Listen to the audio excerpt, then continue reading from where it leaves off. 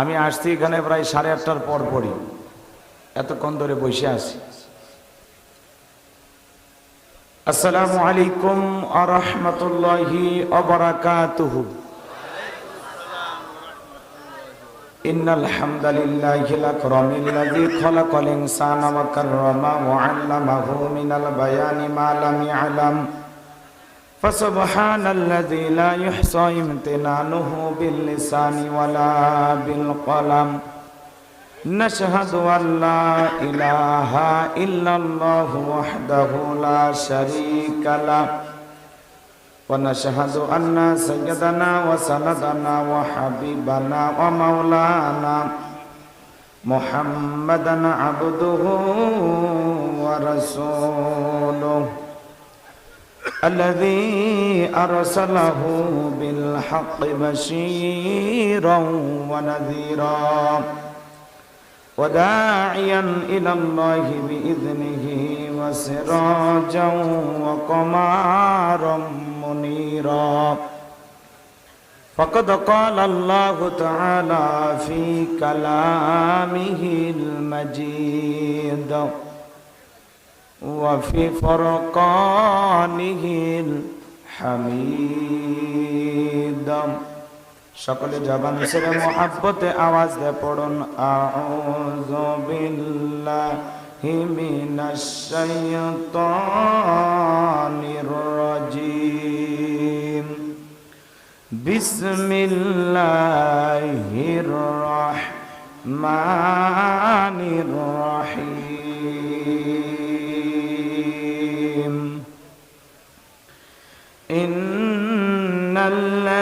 ইন্নাল্লাযীনা ক্বালু রাব্বুনাল্লাহু থুম্মা ইসতাকামু তাতানাজ্জালু আলাইহিমুল মালাইকাতু আল্লা তাখাফু ওয়া লা তাহজানু ওয়া আবশিরু বিল জান্নাতিল্লাতী কুনতুম তুআদুন। সাদাকতা ইয়া রাব্বাল আলামিন। عن أبي هريرة رضي الله تعالى عنه قال قال رسول الله صلى الله عليه وسلم الدنيا سجن المؤمن وجنة الكافر رواه مسلم. وقال تعالى في شأن حبيبي إن الله وملائكته يصلون على النبي يا أيها الذين آمنوا صلوا عليه وسلموا تسليما। شكل درود إبراهيم পড়ুন اللهم صل على محمد وعلى آل محمد كما صليت على إبراهيم وعلى آل إبراهيم إنك حميد مجيد. اللهم بارك على محمد وعلى آل محمد كما باركت على إبراهيم وعلى آل إبراهيم إنك حميد مجيد. মুসিবতে না পাই যদি, মুসিবতে না পাই যদি করুণা তোমার, কবরে হাসরে কি হবে আমার, কবরে হাসরে কি হবে আমার। লা ইলাহা ইল্লাল্লাহ জোরে লা ইল্লাল্লাহ জোরে লা ইলাহা ফুলের বুকে থাকলে মধু ভ্রমর যেমন আসে, কোরআনের জ্ঞান থাকলে বুকে সবাই ভালোবাসে। লা ইলাহা ইল্লাল্লাহ, জোরে লা ইলাহা, জোরে লা ইলাহা, লা ইলাহা ইল্লাল্লাহু মুহাম্মাদুর রাসূলুল্লাহ। জবান ছেড়ে এক বাক্যে পড়ছি সাল্লাল্লাহু আলাইহি ওয়াসাল্লাম। বাংলাদেশের ঐতিহ্যবাহী লালমনিরহাট জেলার পাটগ্রাম থানার অন্তর্গত পূর্ব জমগ্রাম কামারপাড়া দারুস সালাম জামি মসজিদের উদ্যোগে আজকের 3 দিন ব্যাপী তাফসীরুল কোরআন মাহফিলের প্রথম রজনীর সম্মানিত সুযোগ্য অনারেবল প্রেসিডেন্ট জনাব আলহাজ আব্দুর রহমান আলী মাস্টার আল্লাহ পাক তারে গোলামকে হায়াতে তৈয়বা সিয়াতে কুলিয়া দান করুন, সকলে বলুন আমিন। আজকের প্রোগ্রামের প্রধান অতিথি বিশিষ্ট রাজনীতিবিদ, সমাজসেবক, জননেতা জনাব আলহাজ রুহুল আমিন বাবুল। আল্লাহ পাক তারে গোলামকে হায়াতে তৈয়বা সিয়াতে কুলিয়া দান করুন, সকলে বলুন আমিন। আজকের প্রোগ্রামের বিশেষ অতিথিবৃন্দ, আমন্ত্রিত ওলামায়ে কেরাম, কথা বলে ধন্য করেছেন বিশিষ্ট ইসলামিক চিন্তাবিদ, মুফাসসিরে কোরআন, লালমনিরহাট জেলার কৃতি সন্তান, আমার অত্যন্ত কাছের মহাব্বতের প্রিয় ভাই হযরত মাওলানা মোহাম্মদ ওমর ফারুক সিদ্দিকী সাহেব দামাত বারাকাতুম আলিয়া। আল্লাহ পাক তার গোলামের কণ্ঠ দ্বীনের জন্য, ইসলামের জন্য, কোরআনের খেদমতের জন্য কবুল করুন, সকলে বলুন আমিন। আমার পূর্বে যিনি কথা বললেন, শুধু বাংলাদেশে নয় ভারতেও তিনি আলোচনা করেন, এবং আমি যতটুকু জানি বাংলাদেশের সবচাইতে ভারতে বেশি মাহফিল করে হযরত মাওলানা ওমর ফারুক সিদ্দিকী ভাই। সব সময় ফোন দিলেই ভারতে, ফোন দিলেই ভারতে, এত প্রোগ্রাম করে। আল্লাহ তাআলার কাছে দোয়া করবেন, আপনাদের জেলার সন্তান, পাশের থানায় বাড়ি হাতীবান্ধা, আপনারা সবাই দিল থেকে দোয়া করবেন আল্লাহ পাক যেন তার এই কণ্ঠকে সারা বিশ্বের জন্য কবুল করেন, সকলে বলেন আমিন।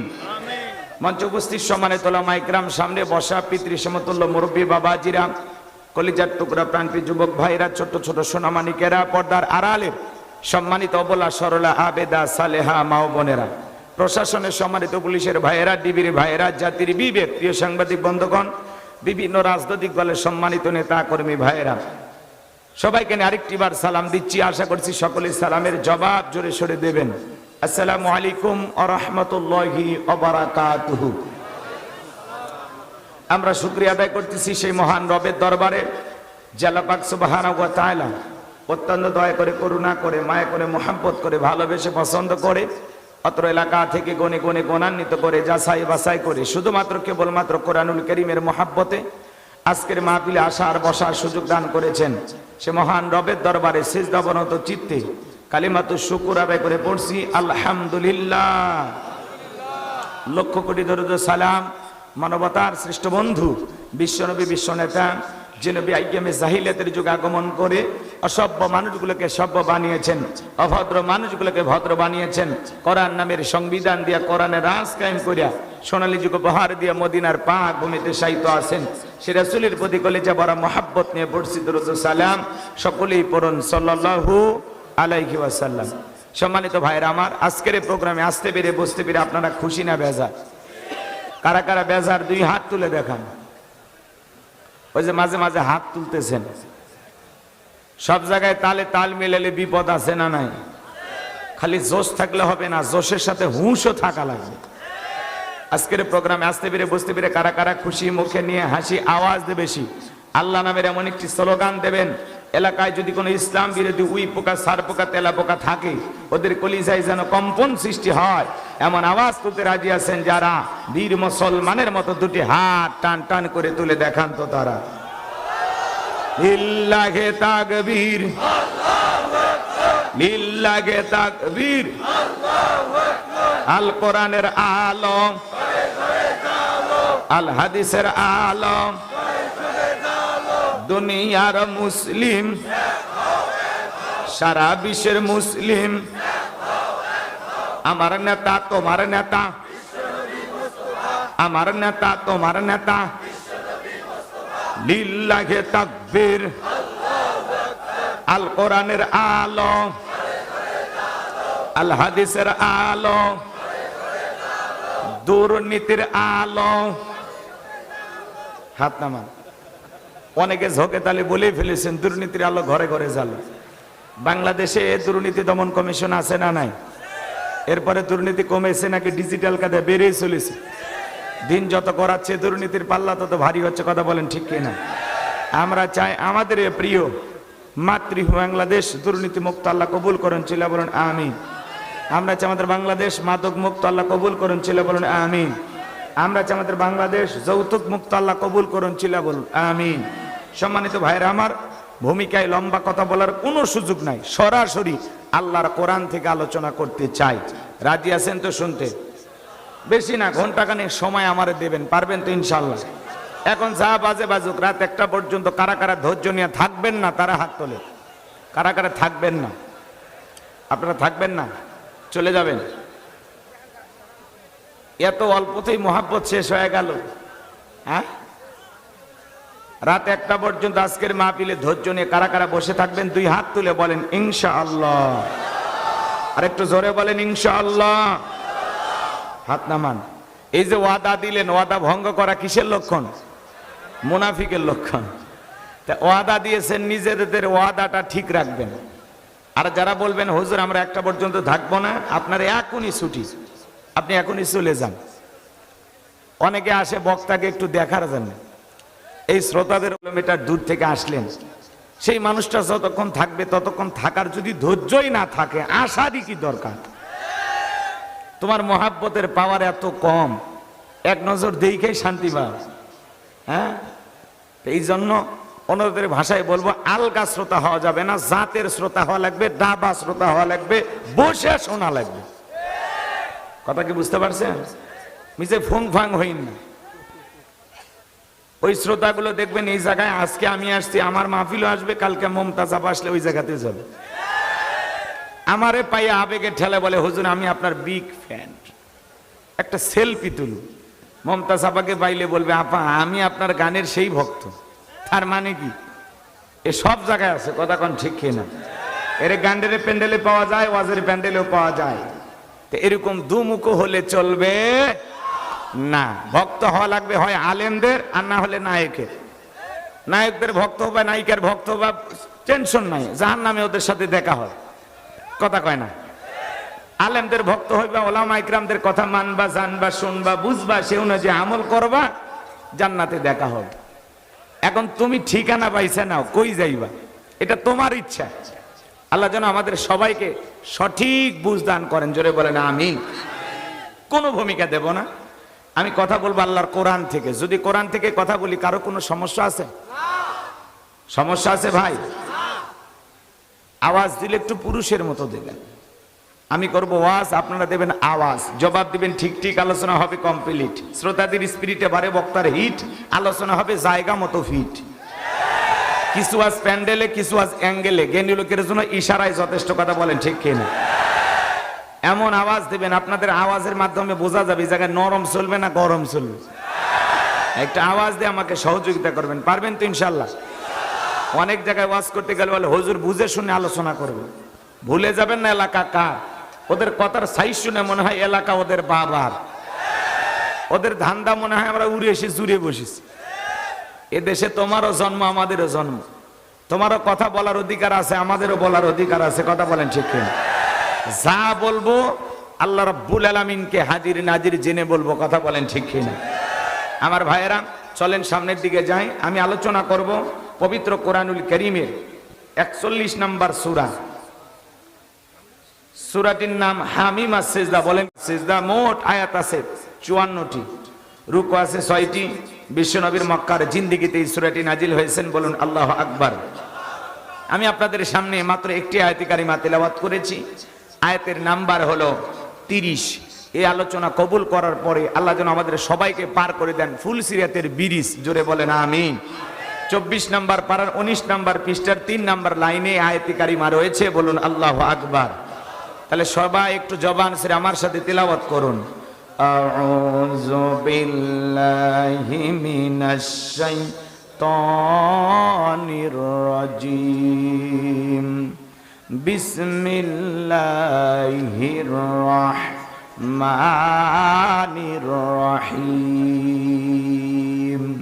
বিতাড়িত মুরদাদ শয়তানের কাছ থেকে আল্লাহ পাকের কাছে আশ্রয় প্রার্থনা চাচ্ছি। পরম করুণাময় দয়ালু আল্লাহ তাআলার নামে শুরু করছি। ইন্নাল্লাযীনা ক্বালু রাব্বুনাল্লাহু সুম্মা ইসতাকামু তাতানাজ্জালু আলাইহিমুল মালাইকাতু আল্লা তাখাফু ওয়া লা তাহজানু ওয়া আবশিরু বিল জান্নাতিল্লাতী কুনতুম তুআদুন।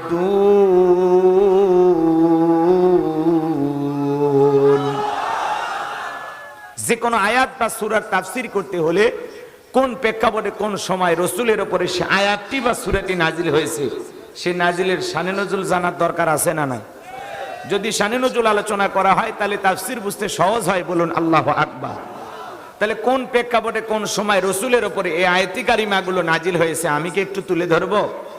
যদি শানে নজুল আলোচনা করি 2-2.5 ঘন্টা আলোচনা করেও শেষ করা যাবে না। সংক্ষিপ্ত করে আমি বলবো। ভাই আমি আগে বলেছি, লিখেছেন তাফসিরুল কোরআন মাহফিল, আলোচনা তাফসির ভিত্তিক হবে। এখন যদি আপনি না শোনেন তাহলে এগুলো লেখা যাবে না, লেখা লাগবে বিরাট ইসলামী জালসা। তাফসিরুল কোরআন মাহফিল দেবেন, আবার কোরআনের তাফসির করলে আপনি ওঠা বসা করবেন, এমনটা করলে হবে না। মনটা যদি আবু বকরের মতো নরম হয়, কোরআন শুনলে ঈমান বাড়বে।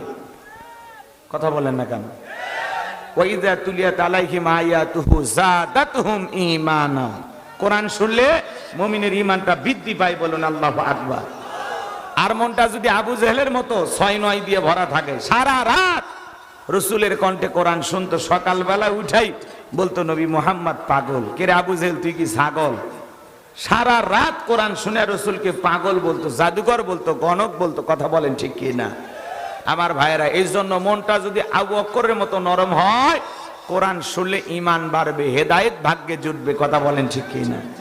আর মনটা যদি আবু জেহেলের মতো হয়ে থাকে, কোরআন শোনার পরেও নিজের ভাগ্যটাকে জাহান্নামে নিয়ে যায়। কথা বলেন ঠিক কি না? হেদায়েতের জন্য অল্প কথাই যথেষ্ট। কথা বলেন ঠিক কি না? এজন্য আসুন আমি সংক্ষিপ্ত কথা বলবো, মেহেরবানি করে কেউ পরিবেশ নষ্ট করার চেষ্টা করবেন না, ডানে বামে কেউ ওঠান বসার চেষ্টা করবেন না। একটা পর্যন্ত ওয়াদা দিয়েছেন, থাকবেন। ভালো না লাগলে দোয়া করে দেব। একজন শুধু হাত তুলে বলবেন হুজুর দোয়া করেন, আপনি বলতে দেরি, মুনাজাত ধরতে দেরি নেই।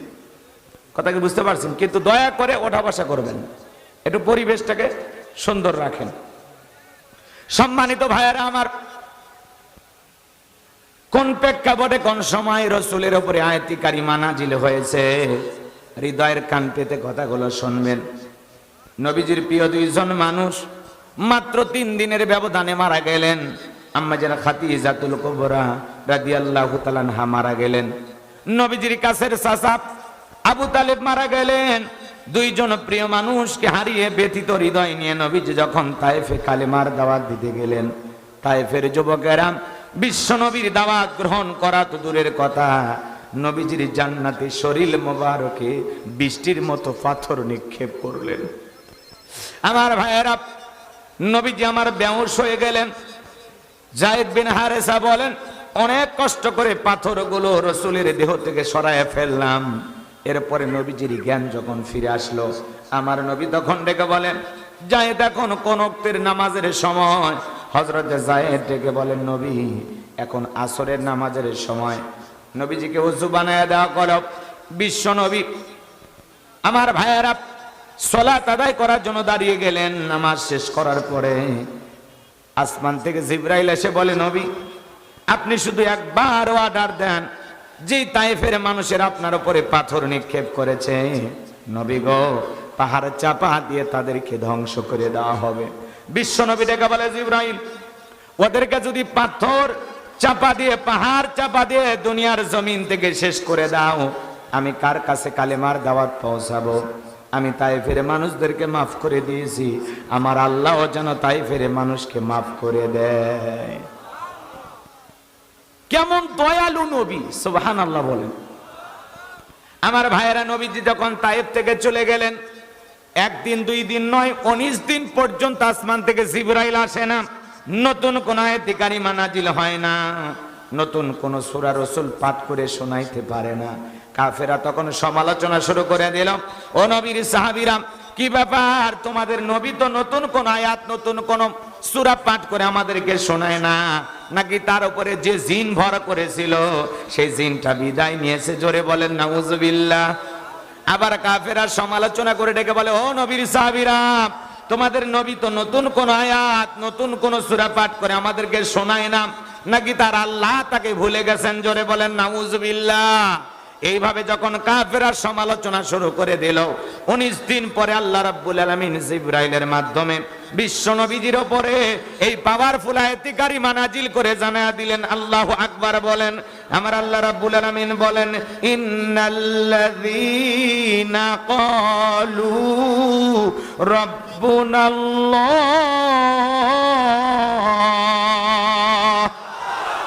আমার আল্লাহ রাব্বুল আলামিন বলেন, নিশ্চয়ই যারা বলে আমি তাদের রব, সুম্মাস্তাকামু, এই কথার উপরে যারা ইস্তেকামাত থাকে, অবিচল অটল থাকে, তাতানাজ্জালু আলাইহিমুল মালাইকা, আসমান থেকে তাদের উপরে ফেরেশতা নাজিল হয়। ফেরেশতা এসে বলে, আল্লাহ তাখাফু, ভয় পেও না, ওয়ালা তাহজানু, চিন্তা করো না, ওয়া আবশিরু বিল জান্নাতিল্লাতী কুনতুম তুআদুন,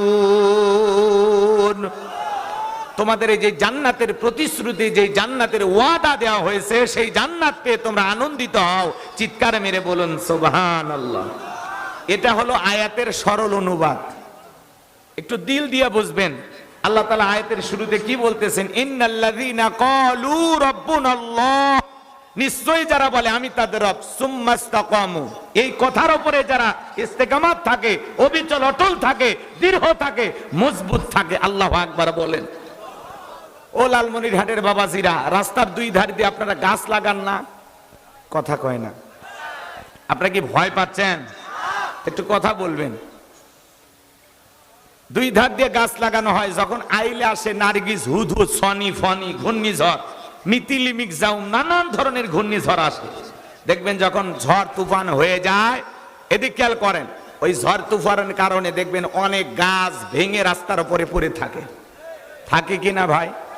আবার কিছু গাছ মজবুত ভাবে শিকড় নিয়ে দাঁড়িয়ে থাকে। কথা বলেন ঠিক কিনা? এর নাম হলো ইস্তেকামাত থাকা, এর নাম হলো অবিচল অটল থাকা। সুম্মাস্তাকাম, ইস্তেকামাত থাকা, অবিচল অটল থাকা, যে আল্লাহ আমার রব, তিনি আমার সব। কথা বলেন ঠিক কিনা? আল্লাহ আমার রব, এই কথার উপরে আপনাকে আমাকে টিকে থাকতে হবে, এই কথার উপরে ইস্তেকামাত থাকতে হবে।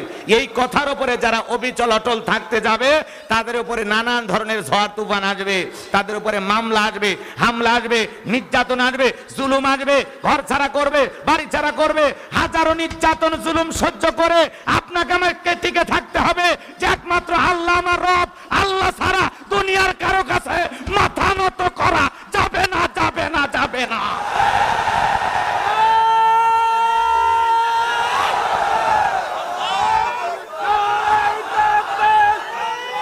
এর নাম হলো ইস্তেকামাত থাকা।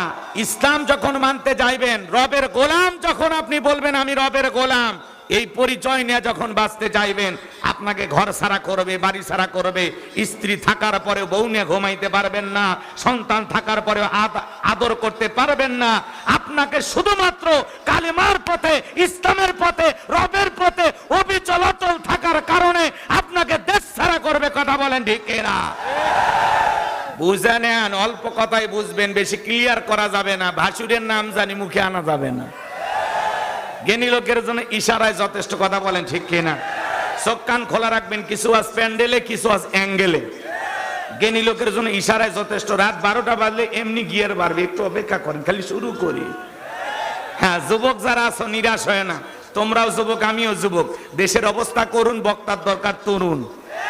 মুরব্বী হলে সুবহানাল্লাহর বাইরে যাবে না, যুবক হলে তা দুই একবার রিস্ক নেবে। কথা বলেন ঠিক কিনা? মা বোন যারা পর্দার আড়ালে আছে তো, মা বোনদের জন্য স্পেশাল আলোচনা হওয়া দরকার। ওরা বারবার দেশের সরকার সংসার জ্বালায় পোড়া করে দিল সরকার, সহ্য করি কত, আর ছিঁড়ে যাচ্ছে মাথার তার। এজন্য মা বোন যারা বসে আছেন, মা টেনশন নেবেন না, অল্প সময়ের মধ্যে আমি গোলাম রব্বানী আপনাদের ওয়াজ করে দেব শুরু, কারণ আপনারাই ঘরে বাহিরে আমাদের নাটের গুরু। একটু অপেক্ষা করেন, আমাকে শুরু করতে দেন। কষ্ট হচ্ছে আপনাদের? তাহলে আয়াতের শুরুতে আল্লাহ তাআলা বলতেছেন ইন্নাল্লাযীনা ক্বালু রাব্বুনাল্লাহ, নিশ্চয়ই যারা বলে আমি তাদের রব। আমাদের রবকে? লালমনিরহাটের বাবাজির আমার ডান হাতটা তুলে শাহাদত আঙ্গুলি দ্বারা আসমানের দিকে ইশারা করে চিৎকার মেরে ডেকে বলেন, তোমাদের রবকে? আরেকটু জোরে বলেন, আমাদের রবকে? আরেকটু জোরে বলেন, আল্লাহ। কলিজার সবটুকু আবেগ ভালোবাসা নিয়ে চিৎকার মেরে ডেকে বলেন, আল্লাহ। আর একবার বলেন, আল্লাহ। আপনার মানে এই যে আল্লাহ আল্লাহ বলে ডাক দিলাম, আমাদের আল্লাহ খুশি না বেজা? জোরে বলেন বাজান, খুশি না বেজা? শোনেন, এদিক খেয়াল করেন, দুনিয়াতে যদি মাকে ডাক দেন মা মা মা, অতিরিক্ত মা মা বললে মাও বিরক্ত হয়। এই বিয়ে দিলে 2 বাচ্চার বাবা হয়ে যাবি, তাও মেয়া মেয়া ছাড়লি না। যদি বাবাকে ডাক দেন বাবা বাবা বাবা, বাবা রাগান্বিত হয়। আর একবার বাবা কইলে তুলে আছাড় মারবে। কি হয়েছে এত বাবা বাবা করিস কেন?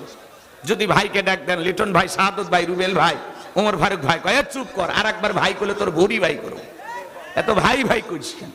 তার মানে কি হুজুর হাসানোর জন্য বললেন? না। কেন বললাম ভালো করে শোনেন বাজান। দুনিয়াতে যদি বাবাকে ডাক দেন বাবা বাবা, অতিরিক্ত বাবা বলে ডাকলে বাবারও শুনতে ভালো লাগে না। ভাইকে অতিরিক্ত ভাই ভাই বলে ডাক দিলে ভাইয়েরও তো শুনতে ভালো লাগে না। কিন্তু এমন এক সৃষ্টিকর্তা, এমন এক স্রষ্টা, এমন এক আল্লাহ পেয়েছি, কোটি কোটি বার ডাক দিলেও বিরক্ত হন না যিনি, তিনি কে? এজন্য সবসময় জবানে জিকিরি থাকতে হবে কার? কিন্তু আল্লাহর এত নিয়ামত খায়, আল্লাহর শুকরিয়া আদায় করি না। এই জন্য আল্লাহ বলেন ইন্নাল ইনসানা লিরাব্বিহি লাকানুদ, মানুষ বড় অকৃতজ্ঞ, অস্বীকারী। ডাইরেক্ট বাংলা ভাষায় যাকে বলা হয় নিমক হারাম। অনেকের বাসা বাড়িতে বাজান গো আমার মিস্টার ডগ থাকে, চেনেন না? কুকুর। কথা কয় নাকি? লালমনিরহাট শহর থেকে গরুর গোশত কিনে নিয়ে বাড়িতে গেছেন, আপনার বিবি রান্না করেছেন। হাড় থাকে, হাড্ডি চেনেন তো? হাড্ডি চেনেন না? এই হাড়টা দাঁতের এই পাশে নিয়ে চিবানোর চেষ্টা করলেন, খাওয়ার চেষ্টা করলেন, খাইতে পারেন না। দাঁতের এই পাশে নিলেন, খাইতে পারেন না। তখন আপনি ডাক দেন লালু, লালু তখন লেজ নাড়তে নাড়তে আপনার সামনে হাজির।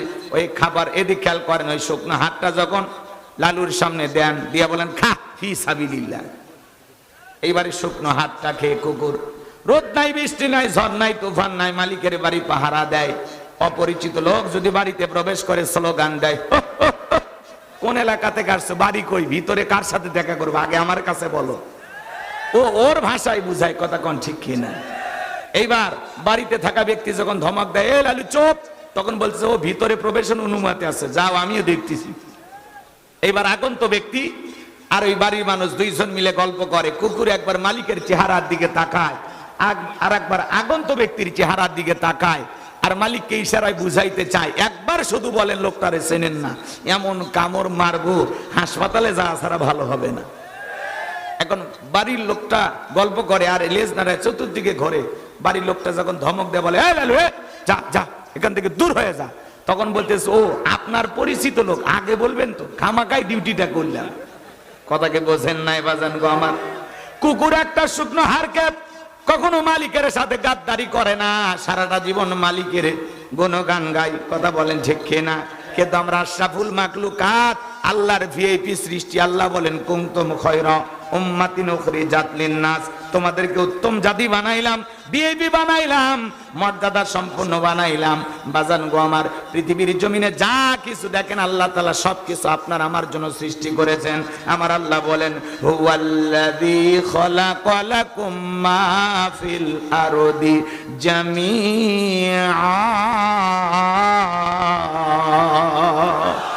আমার আল্লাহ রাব্বুল আলামিন ডেকে বলে বান্দা, পৃথিবীর জমিনে যা কিছু দেখো সবকিছু আমি আল্লাহ পাক তোমাদের জন্য সৃষ্টি করেছি। দুনিয়ার সব সৃষ্টি গোলামি করবে তোমাদের, আর তোমরা গোলামি করবা আমি রবের। আল্লাহু আকবার বলেন। আমাদেরকে আল্লাহ তাআলা কেন সৃষ্টি করেছেন? ওমা খলাকতুল জিন্না ওয়াল ইনসা ইল্লা লিয়াবুদুন, সূরা জারিয়ার 56 নম্বর আয়াত।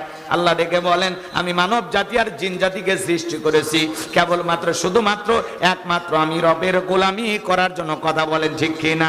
আপনি আমি দাসত্ব গোলামি করব কার? কেন আল্লাহর গোলামি করবেন না? এত সুন্দর থেকে এত সুন্দর করে আপনাকে আমাকে সৃষ্টি করেছেন কে? পা থেকে মাথা পর্যন্ত কোটি কোটি টাকার নিয়ামত আল্লাহ তাআলা আপনাকে আমাকে দান করেছেন। চোখের জায়গায় চোখটা দিলেন, নাকের জায়গায় নাকটা দিলেন, কানের জায়গায় কানটা দিলেন, ঠোঁটের জায়গায় ঠোঁট দিলেন, সুন্দর করে হাত বানাইলেন, পা বানাইলেন। লাকাদ খালাকনাল ইনসানা ফি আহসানি তাকওয়িম, এই সুন্দর আকৃতিতে সুন্দর গঠনে আপনাকে আমাকে সৃষ্টি করেছেন কে? চোখ দুটো যদি আল্লাহ কপালের মাঝখানে লাগায় দিত আর ফুটবল খেলতে যদি মাথা দিয়ে যদি হিট নিতেন, তখন কি হইতো? চোখ দুটো ডিম পোষ হয়ে যেত। নাকটা যদি আল্লাহ তাআলা এই চেহারার মাঝখানে সুন্দর করে না দিয়া নাকটা যদি পিঠের মাঝখানে লাগায় দিত, কোনো কিছু খাওয়ার আগে খাবারের প্লেটটা পিছনে নিয়ে বলা লাগতো, নাক মামু খাবারটা চেক করে দেখতো খামু না ফেলে দিমু। কথা কোন ঠিক কিনা? এত সুন্দর করে যে আল্লাহ তাআলা সৃষ্টি করলেন, সেই আল্লাহর কেন গোলামি করবেন না? দুনিয়ার হাঁস মুরগি গরু ছাগল খাবার খাই, মাথা নিচে নামায় খাইতে হয়। আল্লাহ তাআলা ডেকে বলে, তোর মাথা নত করতে হবে না, তোর এই সুন্দর ডিজিটাল কাঁটা চামচের দুইটা হাত দিলাম, যেমনি ইচ্ছা খাইতে পারবি, বইসা খাইতে পারবি, শুয়ে খাইতে পারবি, তবে দাঁড়ায় খাবি না। এইটা খাওয়া কথা বলে না কেন? বইসা খাইতে হবে। কথা কোন ঠিক কিনা? আদব আছে না? খাওয়ার আদব আছে না? দাঁড়ায় কেমন খাবেন? মানুষ বিড়ি খায় ডান হাত দিয়া আর পানি খায় বাম হাত দিয়া। কত বড় বিয়া খুব। কথা কোন ঠিক কিনা? আছে না? নাই। ভালো জিনিস খাইতে হবে ডান হাত দিয়ে, আর খারাপ জিনিস বাম হাত দিয়ে খাওয়া যায় নাকি? খন অবশ্যই খাওয়া যায়। জায়েজ না না জায়েজ? এই যে বিড়ি সিগারেট মদ, একটু অপেক্ষা করেন, ওগুলো পরে আসতেছে, আমি আবার এলোমেলো করবো না। কষ্ট হচ্ছে আপনাদের? লিল্লাহি তাকবীর। বাজান গো আমার, গভীর মনোযোগ দেখুন, আগারে কথাগুলো শুনে যান। যে কথা বলতে চাচ্ছিলাম, যে আল্লাহ পাক এত সুন্দর করে আপনাকে আমাকে সৃষ্টি করেছেন, সেই রবের গোলামি করার দরকার আছে না নাই? জোরে বলেন, দরকার আছে না নাই? আমার ভাইয়েরা গভীর মনোযোগ দিয়ে শুনবেন। তাহলে বলেন তো আমাদের রব কে? ইন্নাল্লাযীনা ক্বালু রাব্বুনাল্লাহ, নিশ্চয় যারা বলে আমি তাদের রব। এ বাজান গো আমার, রুহের জগতে আল্লাহ রাব্বুল আলামিন আপনাকে আমাকে সৃষ্টি করার পরে প্রশ্ন করেছিলেন, আলাস্তু বিরাব্বিকুম, আমি কি তোমাদের রব নই? আমরা সেদিন সবাই জবাব দিয়ে বলেছিলাম, ক্বালু বালা, অবশ্যই আপনি আমাদের রব। এই পৃথিবীর জমিনে আসার পরে আল্লাহ রাব্বুল আলামিন সর্বপ্রথম যে আয়াতে কারিমা নাজিল করলেন, আমার আল্লাহ বলেন, ইকরা বিসমি রাব্বিকাল্লাযী খলাক, পড়ো তোমার রবের নামে যিনি তোমাদেরকে সৃষ্টি করেছেন। এই আয়াতের ভিতরে রব শব্দ আছে না নাই? জোরে বলেন, আছে না নাই? সে রবের জ্ঞান শিক্ষা দেওয়া হয় কোথায়? স্কুল কলেজ নাকি মাদ্রাসায়? আরো জোরে বলেন। ছোট ছোট বাচ্চা মাদ্রাসায় পড়ে, কি সুন্দর আদব কায়দা, কি সুন্দর চলাফেরা। আরে ছোট্ট বাচ্চা মাদ্রাসায় পড়ে বসে বসে পেশাব করে, ঢিলা কুলুক ব্যবহার করে, টিস্যু নাই, পানি নাই। কথা বলেন ঠিক কিনা? ছোট্ট বাচ্চা মাদ্রাসায় পড়ে বাড়িতে মাকে সালাম দেয়, বাবাকে সালাম দেয়, রাস্তাঘাটে মুরব্বিদেরকে সালাম দেয়। আর কত ছেলে এ বাজান গো আমার স্কুলে পড়াশোনা করে, ব্যাগটা পিছনে ঝুলানো আছে, পেশাব করতেছে আর রাস্তার মধ্যে লিখতেছে। জিজ্ঞাসা করা হলো, বাজান কই পড়ো? কয় প্রাইমারিতে। কোন ক্লাস? কয় ক্লাস 3-তে। তোমাদের প্রাইমারিতে কি পেশাব করা আদব কায়দা শেখানো হয় না? তুমি কেন দাঁড়িয়ে পেশাব করো, বইসা পেশাব করবা? তখন বলতেছে, হুজুর প্রাইমারি পেশাবখানা যা দেখি আমার সারিতাই দাঁড়িয়ে থাকে পেশাব করে। তার মানে যেমন দেখতেছে তেমন শিখতেছে। কথা বলেন ঠিক কিনা? দেখবেন কত ছেলে কলেজে পড়াশোনা করে, মোটরসাইকেল নিয়ে ঘোরাঘুরি করে, ইচ্ছা মতো জায়গা মতো ব্রেক কইরা সেন্টার টান দিয়ে কুকুরের মতো দাঁড়িয়ে থাকে পেশাব করে, বসেও না। তার মানে কি, সন্তানকে যদি আদবালা আখলাকওয়ালা চরিত্রবান বানাইতে চান, তাহলে মাদ্রাসায় পড়ানো ছাড়া বিকল্প কোনো রাস্তা খোলা নাই। কথা বলে ঠিক কিনা? কলেজ ইউনিভার্সিটির দিকে তাকায় দেখেন, মাঝে মাঝে ছাত্ররা শিক্ষককে পিটাইয়া কাপড় খুলে নেয়। কথা বলেন। আর মাদ্রাসার দিকে তাকায় দেখেন, ওস্তাদকে মারা তো দূরের কথা, এখন ওস্তাদের পায়ে ওজুর পানি ঢেলে দেয়। কথা বলেন ঠিক কিনা? এজন্য সন্তানকে মানুষের মতো মানুষ বানাতে চাইলে মাদ্রাসায় পড়ানো ছাড়া বিকল্প কোনো রাস্তা খোলা নাই। কথা বলেন ঠিক কিনা? তাহলে সন্তানদেরকে মাদ্রাসায় পড়াবো তো ইনশাআল্লাহ। আল্লাহ কবুল করেন, জোরে বলেন আমিন। লম্বা হবে বাজান, শিক্ষা ব্যবস্থা নিয়ে কথা বলতে গেলে লম্বা হবে, লম্বা করব না, সংক্ষিপ্ত কথা আপনাদের উদ্দেশ্যে বলে দিয়ে যায়। এরপরে পবিত্র কোরআনুল কারীমের 1 নাম্বার সূরা, সূরাটির নাম হলো ফাতিহা।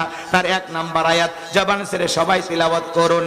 আলহামদুলিল্লাহি রাব্বিল আলামিন। সমস্ত প্রশংসা, যাবতীয় প্রশংসার একমাত্র মালিক তিনি, সৃষ্টিগুলোর রব, আমাদের প্রতিপালক, আমাদের আল্লাহ যিনি। এই আয়াতের ভিতরেও রব শব্দ আছে না নাই? এরপরে আপনি আমি যখন রুকুতে চলে যাই কি তাসবিহ পাঠ করি? সুবহান রাব্বিয়াল আযীম, সুবহান রাব্বিয়াল আযীম। রব শব্দ আছে না নাই? রুকু হতে দাঁড়ানোর সময় কি বলি? সামিআল্লাহু লিমান হামিদা, রব্বানা লাকাল হামদ। রব শব্দ আছে না নাই? এরপরে আপনি আমি যখন মাথাটা নত করে সিজদায় চলে যাই কি তাসবিহ পাঠ করি? সুবহান রাব্বিয়াল আ'লা, সুবহান রাব্বিয়াল আ'লা, সুবহান রাব্বিয়াল আ'লা। রব শব্দ আছে না নাই? আবার অনেকে যা দেখবেন সিজদায় খালি সুবহানাল্লাহ কয় না, সবিনে তেল কয়, কিছু বোঝা যায় না, খালি ফিস ফিস। স্পষ্ট করে বলতে হবে সুবহান রাব্বিয়াল আ'লা, সুবহান রাব্বিয়াল আ'লা, সুবহান রাব্বিয়াল আ'লা, সুবহান সুবহান সুবহান। আছে না নাই? স্পষ্ট করে বলতে হবে। কথা বলেন ঠিক কিনা? এ বাজান গো আমার, সিজদার তাসবিহের রব শব্দ আছে না নাই? এরপরে সালাম ফেরানোর পরে আমরা যখন আল্লাহ তাআলার কাছে হাত পেতে দোয়া করি কি বলি? রব্বানা আতিনা ফিদ দুনিয়া হাসানাতাও ওয়া ফিল আখিরাতি হাসানাতাও ওয়া কিনা আযাবান নার। সূরা বাকারা 201 নম্বর আয়াত। আল্লাহর কাছে ডেকে বললাম, হে আমাদের রব, আমাদেরকে দুনিয়ার কল্যাণ দান করো, আখিরাতের কল্যাণ দান করো, ওই কঠিন জাহান্নামের আগুন থেকে আমাদের মুক্তি দাও। তাহলে ইহকাল পরকালের কল্যাণ দেওয়ার মালিক কে? জাহান্নামের আগুন থেকে বাঁচানোর মালিক কে? এ বাজান গো আমার। এরপরে আপনি আমি যেদিন ভালো করে বোঝার চেষ্টা করবেন বাজান গো আমার, পবিত্র কোরআনুল কারীমের সর্বশেষ যেই সূরা, সূরাটির নাম হলো নাস, তার 1 নাম্বার আয়াত কুল আউযু বিরাব্বিন নাস। এই আয়াতের ভিতরে রব শব্দ আছে না নাই? জীবনের পরতে পরতে সব জায়গায় রব। আপনি আমি যেদিন মারা যাব ওই মসজিদের মাইকে যেদিন এলান জারি হবে, এই ছেলেবেলে কি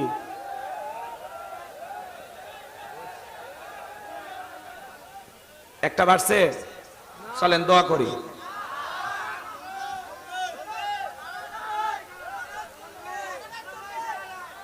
আচ্ছা শোনেন, আমি 30 সেকেন্ড চোখ বন্ধ রাখছি, দয়া করে যার যাওয়ার ইচ্ছা আছে চলে যান। 30 সেকেন্ড যান। অনুরোধ করে বোঝে না, লোকজন ওঠা বসা করলে মানে তাকাইলে নিজের মনোযোগটা নষ্ট হয়, তো বোঝে না। এত রাতে তুলে দিয়ে এগুলো করলে হয় কেন?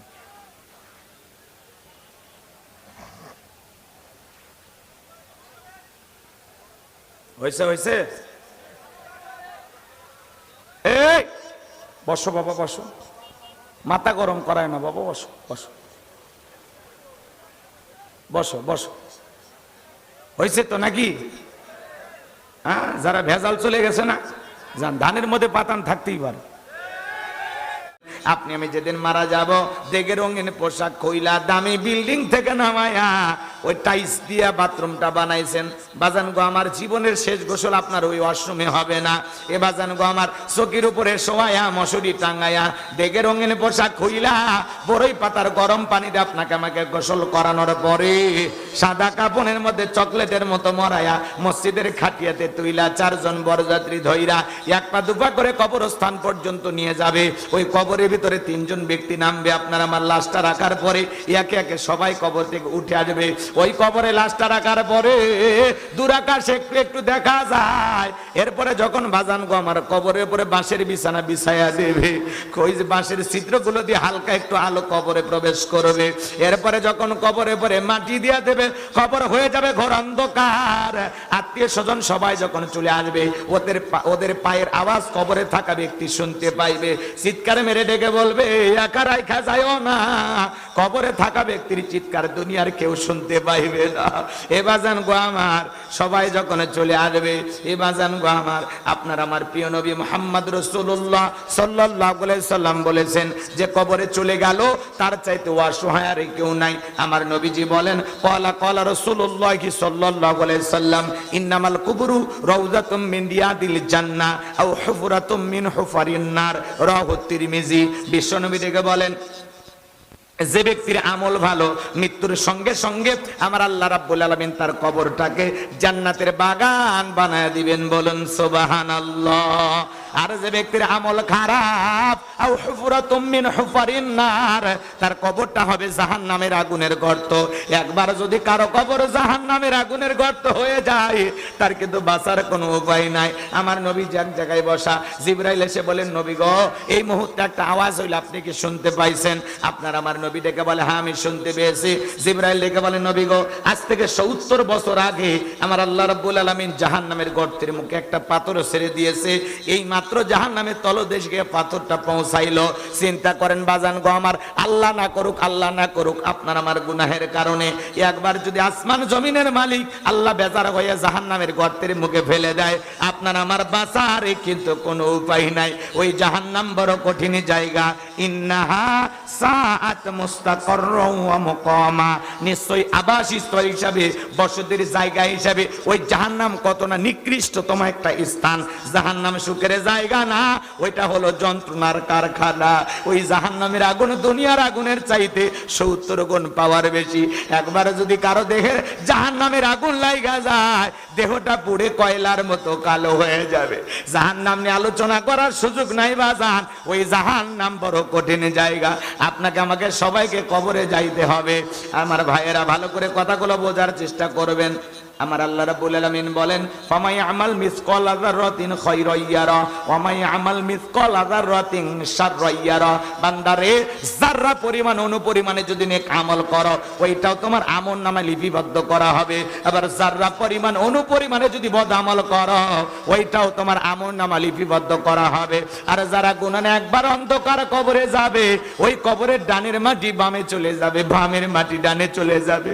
এমন জোরে সাপ দেবে বাজা, এক পাজরের হাড় অন্য পাজরে ঢুকে যাবে। কবরে থাকা বিষাক্ত সাপ একবার যদি সবল মারে, পা থেকে মাথা পর্যন্ত বিষের যন্ত্রণায় দেহটা জ্বলে যাবে। ওই কবরে থাকা অন্ধ ফেরেশতা চোখে দেখে না, কানে শোনে না, হাতুড়ি দিয়ে আঘাত করলে দেহটা চূর্ণ বিচূর্ণ হয়ে যাবে। ওই কবর হলো সাপ বিচ্ছুর কারখানা। কবর বড় কঠিন জায়গা, কবর বড় কঠিন জায়গা। এই জন্য নবীর সাহাবী হযরত ওসমান রাদিয়াল্লাহু তাআলা আনহু কবর দেখে অঝরে চোখের পানি ছেড়ে দিয়া কান্নাকাটি করতেন। হযরত ওসমানকে জিজ্ঞাসা করা হয়, ও নবীর সাহাবী ওসমান, আপনি কবর দেখে কেন কান্নাকাটি করেন? হযরত ওসমান দেখে বলেন, এই কবর হলো প্রত্যেকটা মানুষের প্রথম মঞ্জিল, প্রথম ঘাঁটি, প্রথম স্টেশন। এই কবরের ভিতরে 3টা প্রশ্ন করা হবে। যে সঠিক উত্তর দিতে পারবে তার মিজান ফুলসিরাতে কোনো টেনশন নাই। যে উত্তর দিতে পারবে না তার বাঁচার কোনো উপায় নাই। ওই কবরের ভিতরে আপনাকে আমাকে 1 নাম্বার প্রশ্ন করা হবে, মার রব্বুকা, তোমার রব কে? প্রশ্নের ভিতরেও রব শব্দ আছে না নাই? ভালো করে বোঝার চেষ্টা করবেন বাজান। এই দুনিয়ার জমিনে রবের গোলামি করেছে যারা, এক আল্লাহর ইবাদত করেছে যারা, যারা সিরাতাল মুস্তাকিমের পথে পরিচালিত হয়েছে, যারা রাসূলের রেখে যাওয়া আদর্শ মোতাবেক চলেছে, যারা রবের গোলামিতে সারাটা জিন্দেগি কাটায় দিয়েছে, যারা আল্লাহর খাঁটি মুমিন মুত্তাকি বান্দা ছিল, নেক আমল করে কবরে যাবে যারা, সঠিক উত্তর দিতে পারবে তারা। ওই কবরের ভিতরে যখন প্রশ্ন করা হবে, মার রব্বুকা, তোমার রব কে? ওই নেককার মুমিন মুত্তাকি আল্লাহর পছন্দের খাঁটি গোলাম, খাঁটি মুসলমান জবাব দিয়ে বলবে, রব্বি আল্লাহ, রব্বি আল্লাহ, আমার রব আমার আল্লাহ। আল্লাহু আকবার।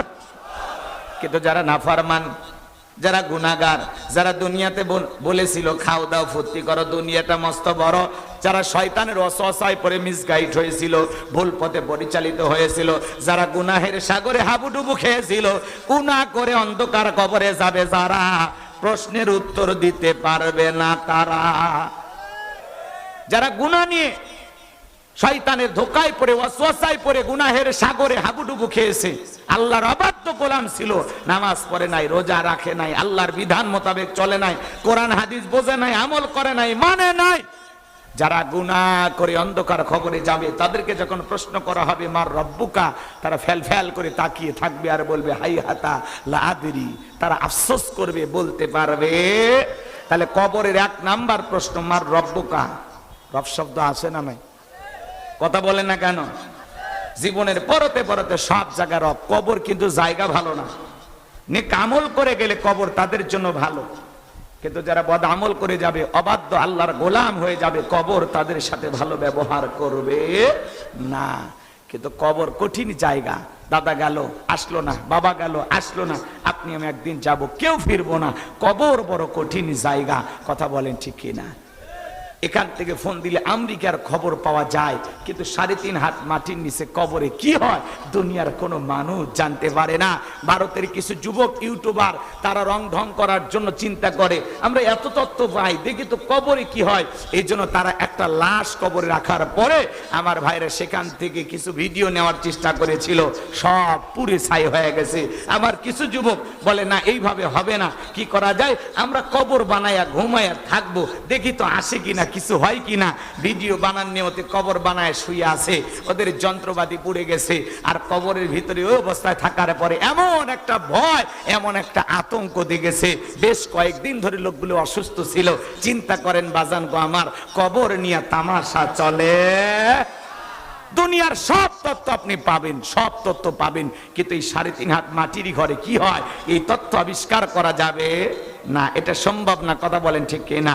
এজন্য বাজান গো আমার, সব জায়গার ভিডিও ধারণ করতে গেলে অবস্থা এমনই হয়। আল্লাহ যেন আমাদের সকলের অন্তরের ভিতরে কবরের ভয় পয়দা করে দেন, জাহান্নামের আগুনের ভয় পয়দা করে দেন, পরকালের জবাবদিহিতার ভয় পয়দা করে দেন। জোরে বলেন আমিন।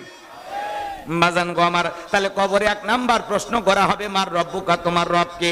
তাহলে বলেন তো বাজান গো আমার, রব শব্দ আছে না নাই? জীবনের পরতে পরতে সব জায়গায় রব। এই দুনিয়ার জমিনে রবের গোলামি করে যাবে যারা, উত্তর দিতে পারবে তারা। রবের গোলামি করে চলবে না, যাবে না যারা, উত্তর দিতে পারবে না তারা। তাহলে কবরে 1 নাম্বার প্রশ্ন মার রব্বুকা, তোমার রবকে। জীবনের পরতে পরতে সব জায়গায় রব। এই জন্য আল্লাহ রাব্বুল আলামিন বলেন ইন্নাল্লাযীনা ক্বালু রাব্বুনাল্লাহ, নিশ্চয়ই যারা বলে আমি তাদের রব। বলেন তো বাজান, জীবনের সব জায়গায় গোলামি চলবে কার? আরো জোরে বলেন কার? এই দুনিয়ার জমিনে আল্লাহ যদি কাউকে জিরো থেকে হিরো বানায়, সামান্য একটু ক্ষমতার চেয়ার দান করে, নিজেকে আনা রব্বুকুমুল আলা বলে দাবি করেছিল, এরকম একজন জালেম পৃথিবীর জমিনে এসেছিল, এর নাম ছিল ফেরাউন। বাল্যকালে তার নাম ছিল কাবুস, বলকেও বলা হতো। কীর্তিদের তরফ থেকে একটা নাম ছিল রামশিস। মিশরের বাদশা হওয়ার পর উপাধি নাম হলো ফেরাউন। এ নিজেকে রব বলে দাবি করেছিল। এর জিরো থেকে হিরো বানিয়েছিলেন কে? সাওয়ালা থেকে প্রধানমন্ত্রী বানায়, আর সুযোগ পাইয়া মুসলমানদের উপরে জুলুম করে। কথা বলেন। নিঃস্ব অসহায় দুর্বল, দুনিয়াতে কেউ আশ্রয় দেওয়ার মতো নাই। সেই নিঃস্ব আশ্রয়হীন থেকে আল্লাহ যখন প্রধানমন্ত্রী বানায়, সুযোগ পাইয়া ইমানদারদের, কথা বলেন ঠিক কিনা, এরকম জিরো থেকে হিরো বানাইছিল এই ফেরাউনকে। আমি কি অল্প সময় বলবো? কষ্ট হবে না আপনাদের? লিল্লাহে তাকবীর। নিজেকে রব বলে দাবি করেছিল। ভালো করে বোঝার চেষ্টা করবেন। এই কাবুস নামের ফিরাউন ছিল ভবঘুরে যুবক। ভবঘুরে যুবক মানে বোঝেন, যারা এলাকায় কোনো কাজকর্ম নাই, ইয়াবা ফেন্সিডিল গাঁজা মদ খাইয়া গাছক ধাক্কা মারে কয় ভাইজান সাইড দেন। বউ যদি দরজা খোলে, অমুকের বাপ তুমি ঢোলকা, কয় মা তুমি বুঝবা না, আজ একটু সেই পরিমাণে মাল খাইছি। এরকম নেশাখোর আছে না নাই? যারা সন্ধ্যা হলে ঘরে দরজা বন্ধ করে জিকির করে ইয়াবা ইয়াবা ইয়াবা। আমার বাবা চিন্তা করে, বাবা এটা কিসের ট্যাবলেট? জ্বর সর্দি গলা ব্যথা কাশ। কয় কিচ্ছু বোঝার দরকার নাই, টেকা দে নইলে তোর মাথা ফাটাবো। কথা বলেন না কেন? যারা মাদক সেবন করে, এই যুবক যারা ইয়াবা ফেন্সিডিল গাঁজা মদ খাও, ভালো করে বুঝবা, কথাগুলো দিল দিয়ে বুঝবা। যারা নিশাদ্রব্য পান করে, যারা মাদক সেবী, ভালো করে বুঝবেন, এদেরকে সমাজের মানুষ কি সম্মান দেয়? এরা ভালো স্বামী হতে পারে না, এরা ভালো বাবা হতে পারে না, এরা সুসন্তান হতে পারে না। যারা নিশাদ্রব্য পান করে, যারা মাদক সেবী, এদেরকে সমাজের মানুষ বলে টোকায়, কেউ সম্মান দেয় না। কথা বলেন ঠিক কিনা? আর দেখবেন মদ খাইয়া নিশা কইরা মাঝে মাঝে দেখবেন কে কি কাজ করে, গৌরে হত্যা করে, কেউ নিশা করে মা বাবারে পিটায়, কেউ নিশা করে গ্রামবাসীকে পিটায়, কেউ নিশা করে মাঝে মাঝে কারেন্টের বিদ্যুতের তাপ ধরে। কথা কন ঠিক কিনা? আমার ভাইয়ের এরকম আছে না নাই? এজন্য যুবকরে মাদককে না বলুন, মাদক সেবন করা যাবে, এগুলো খাওয়া জায়েজ না হারাম? খামাকাই টাকা নষ্ট করে কি লাভ? ওই নিশার টাকাটা যদি জমাইয়া বউকে মাসে একটা 3 পিস দিতে পারো, অন্তত 12 মাসে 12টা বাসরাত পাইবা। কথা কোন ঠিক কিনা? এজন্য যুবকরে আজে বাজে পথে টাকা নষ্ট করা যাবে। আল্লাহ যুবকদের হেদায়েত দান করুন, জোরে বলুন আমিন। তাহলে নিশাদ্রব্য পান করা যাবে? কথা কয় না কেন? যে হুজুর যাই বলেন আর তাই বলেন, বিড়ি সিগারেট ছাড়া যাবে না, নিশা ছাড়া যাবে না, আছে না? পকেটে পকেটে নিয়ে ঘরে, মাঝে মাঝে নামাজের সিজদা দিতে গেলেও পরে সিগারেট ছড়ি পরে, আছে না নাই? আল্লাহ রে হেদায়েত দান করি, জোরে কোন আমিন। আরো জোরে বলেন আমিন। কয় হুজুর যা বলেন আর না বলেন, ওইটা না খাইলে আমার ক্লিয়ার হয় না, আছে না নাই? আহারে আল্লাহ যেন এই সমস্ত মানুষদেরকে হেদায়েত দান করেন, জোরে বলেন আমিন। এমন একটা খাবার যার প্যাকেটে বদনাম লেখা আছে, ধূমপান মৃত্যু ঘটায়, ধূমপান স্ট্রোকের কারণ, ধূমপান স্বাস্থ্যের জন্য ক্ষতিকর, তারপরেও মানুষ যে ক্যান খায় বুঝি না। আল্লাহ যেন এই সমস্ত মানুষদেরকে হেদায়েত দান করেন, একটু জোরে বলেন আমিন। কষ্ট পাচ্ছেন? পান সমস্যা নাই বাজান গো আমার। আমি যে কথা বলতে চাচ্ছিলাম, এই ভবঘুরে যুবক কাবুস নামের ফেরাউন চলে গেল মিশরে। বাল্যকালের বন্ধু হামানকে নিয়ে মিশরে যাওয়ার পরে সর্বপ্রথম হলো তরমুজের ক্ষেতের লেবার, এরপরে মিশরের সরকারি গোরস্থানের দারোয়ান লাগবে। আমার বাজানেরা ভালো করে বুঝবেন, ইন্টারভিউ চলতেছে, হাজার হাজার মানুষ লাইনের মধ্যে দাঁড়ায় গেছে।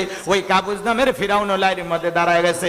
একে একে ইন্টারভিউ দিতে দিতে এইবার যখন ফিরাউনের পালা, ডেকে বলে বাদশাহ, বুক ভরা আশা নিয়ে ভিন দেশ থেকে আপনার দেশে এসেছি, দয়া করে যদি চাকরিটা দেন সারা জীবন আপনার প্রতি কৃতজ্ঞ থাকবো।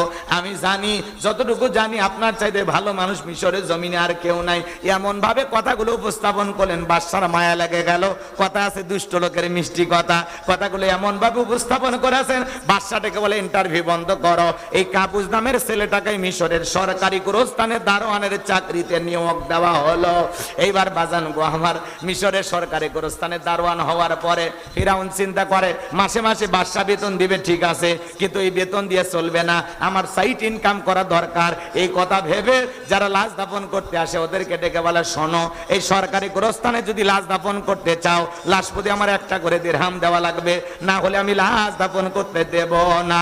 জনগণ চিন্তায় পড়ে গেল, আহারে একটা দিরহামের জন্য বাদশার দরবারে বিচার নিয়ে যাব, লাশ পয়সা গুলো শেষ হয়ে যাবে, অতএব একটা টাকা যদি পাই এই ছেলেটাই পাক। এই কথা ভেবে জনগণ একটা করে দিরহাম দেওয়া শুরু করলো। 1 টাকা হলেও এইটাও কি ঘুষ? কথা কয় না? আমাদের সমাজ অবশ্য ঘুষ নাই, আছে আছে।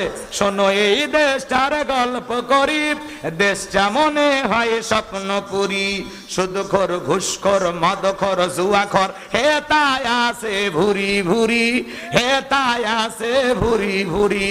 এ দেশে অসৎ কামাই কেউ করে না, তবে ঘুষের টাকা পেলে কেউ তো ছাড়ে না।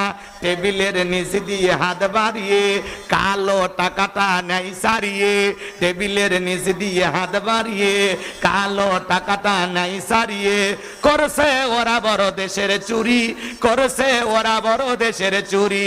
শোনো এই দেশটার গল্প করি।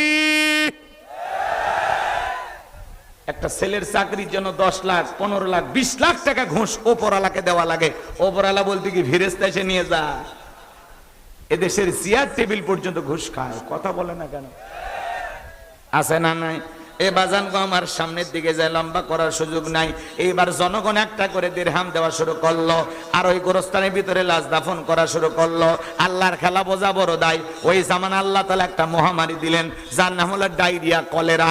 2020 সালে আমাদের পৃথিবীতে আল্লাহ তাআলা আর একটা মহামারী দিলেন। এর নাম কি? ধরো না, ছুঁয়ো না, নাম হলো করোনা। কথা কয় না? বাবা করোনা রোগে আক্রান্ত হয়ে মারা গেছে। বাবার লাশটা ছেলে দেখতেও যায় নাই, বাবার কবরে এক মুঠো মাটিও দেয়নি। বাবার সম্পত্তি ভালো লাগে কিন্তু বাবার লাশটা বোঝা মনে হয়, কথা বলে ঠিক কিনা? মায়ে করোনা রোগে আক্রান্ত হয়েছে, ছেলে বস্তা বন্দি করে জঙ্গলে ফেলা আসছে, কথা বলেন ঠিক কিনা? এই করোনা মহামারীর সময় এক ভাইয়ের করোনা হয়েছে, আর এক ভাই দেখতে যায় নাই। বন্ধুর করোনা হয়েছে, আর এক বন্ধু দেখতে যায় নাই। এক বোনের করোনা হয়েছে, আর এক বোন দেখতে যায় নাই। এমনকি স্বামীর করোনা হয়েছে, স্ত্রীও কাছে যায় নাই। স্বামী আলাদা রুমে, বউ আলাদা রুমে, কথা বলেন ঠিক কিনা? খাবারের প্লেটে খাবার সাজাইয়া লম্বা একটা বাঁশের লাঠি দিয়া ঠেলা দিয়া স্বামীর ঘরের ভিতরে খাবার ঢুকে দিয়েছে, কথা বলেন ঠিক কিনা? কিছুদিন পরে স্বামী যখন সুস্থ হয়েছে, এইবার বিবি খাবার দাবার দিতেছে আর বলতেছে, জোসনার বাপ তুমি তো জানো না, তুমি যখন অসুস্থ ছিলে কতদিন দোয়া করেছিলাম তাহাজ্জুদ পড়ে, আল্লাহ গো আমার হায়াত নিয়ে হলেও আমার শেফালির বাপকে তুমি বাঁচায়া রাখো। আমি যে তোমারে কত ভালোবাসি, কথা বলে আঁচল দিয়া মুখটা মুছে দেয়। স্বামী তখন বলে, আমারে যে কত ভালোবাসিস তার প্রমাণ আমি পেয়ে গেছি। ঘরের দরজা জানালা বন্ধ ছিল, বুকটা ছটফট করেছিল, হৃদয়টা ফেটে গেছে তোরে এক নজর দেখার জন্য। তোর চেহারা দেখতে গিয়ে আমি পাগল পারা হয়ে গেছিলাম, কিন্তু তোরে দেখতে পারি নাই। মোবাইলে তোর ছবি ছিল, সেখান থেকে ছবি দেখেছিলাম আর অঝরে চোখের পানি ছেড়ে দিয়ে কান্না করেছিলাম। আমি যখন করোনা রোগে আক্রান্ত হয়েছিলাম, আমারে যদি কত ভালোবাসি তার প্রমাণ আমার হয়ে গেছে। আমি যখন অসুস্থ ছিলাম তখন আমারে তুই বাঁশ দিয়া খাওয়াইছিস, কথা কন ঠিক কিনা? এজন্য করোনা মহামারী বুঝে দিয়েছে দুনিয়াতে কেউ কার আপন না।